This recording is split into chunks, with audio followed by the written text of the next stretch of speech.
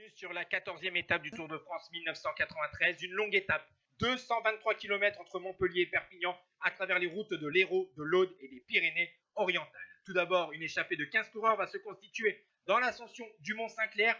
Il y avait des coureurs dangereux au classement général, donc il fallait sortir de cette échappée pour espérer la victoire. C'est alors que 5 coureurs vont sortir de cette première échappée. Il s'agissait de Mario Chiesa de la Carrera, de 2 coureurs de la ZG, Giancarlo Perini qui va connaître une crevaison et Gianni Farizine, Johan Brunil, le belge de la formation Once, et un français, Pascal Lino de la Festina, 5e du Tour de France en 92 avec notamment 10 jours avec le maillot jaune. Pascal Lino va attaquer à environ 15 km de l'arrivée et seul Perini, 8e du classement général du Tour de France en 92, va suivre l'offensive du coureur de la Festina. Dans un premier temps, le Transalpin va collaborer avec le coureur français de la Festina.